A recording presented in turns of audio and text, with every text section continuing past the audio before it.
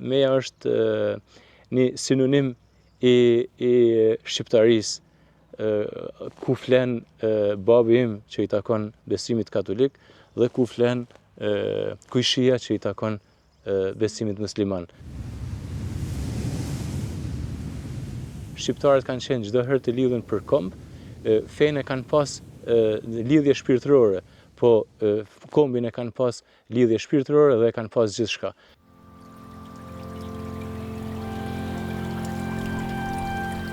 Në për shekuj asnjëherë nuk është që kena përfituar shumë nga aspekti religjioz. Neve përfitimi më të madh kena pas kur jena bashku dhe kur çdo herë kur jena kanë bashk, do të kena qenë fitimtar. Data 27 prill sigurisht na nuk do ta harrojmë asnjëherë. Ai ishte ditë e kopshme për familjen tonë, ishte një prej ditëve më të vështira të cilët neve i përjetuam në atë kohë. Ishte një shtet rrethim ku forcat e policisë e ushtrisë serbe në atë kohë e rrethun shtëpinë tonë dhe aty i ndanë në mënyrë të dhunshme, hynë në borën e familjes time dhe i ndanë mashqet në një anë, ndërsa gjinin femnore dhe fëmin i detyruan me lëshu shtëpitë, duke mos i lanë të përcilleshin nga në atë kohë nga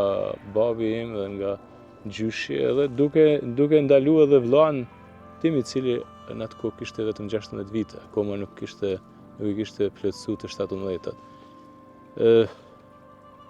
Në ato momente nana me gjyshin dhe me motrën e vllazën e tjerë u detyruan që të lëshonin shtëpinë dhe u nisën kam pe shtëpisë në drejtim pothuajse të panjohur, për shkak se nuk dihej se çka do të ndodhte me fatin e tyre, po sigurisht që nuk dihej as për fatin e atyre të cilët i nalën aty. Për fatkeqësisht motra kujton në atë kohë dëgjon shtanat dhe sipas saj kur e shën duke ekzekutuar babën tim, duke vrarë aty për aty babën, por duke mos qenë krejt e bindun ajo shpresa që ndoshta mos pahiri, ndoshta edhe nuk e kanë marrë ai refalli plumeve, po megjithatë ajo e jetonte non-stop me atë idenë që babën e vranë. I ndalën aty në atë ditë, ne menduam që është vetëm për familjen tonë, po aty tani bën një post-blok ta quaj, dhe u ndërtuan 2 post-blloqe, një post-blok përballë shtëpisë tonë, ose mos më thanë në shtëpinë tonë, dhe një post-blok tjetër i cili ishte i vendosur në këtë pjesën këtu të shkolla fillore, dhe ku fatkeqësisht në atë kohë ishin të grumbulluar familjarë të zonave të ndryshëm dhe nuk e di për çfarë arsye mendonin atë kohë se kjo zonë mund të qenë pak më e qetë, më e sigurt dhe forcat policore, paramilitare dhe ushtarake të Serbisë e vretën atë pafajësitë atyre njerëzve dhe i zunën të papërgatitur, ta quaj ashtu, dhe në mesin e prindve, gjyshit, babës, vllavët, aty në atë ditë metën 376 persona, vetëm në përballë shtëpisë time, dihej numri, e kanë gjetë Tribunali i Hagës dhe gjetën numrin 176, për shkak se i kanë numëruar, ata kanë pas listë që duhet me ekzekutu aq njerëz, ndërsa pjesën tjetër rreth 200 po ashtu Korenic, Gusk, kjo pjesa Knejt, të cilët u ekzekutuan pej këtu deri në Korenic. Po mas mbrëmje pasi triumfuam, u çliruam, neve jetuam tani me tmerrin e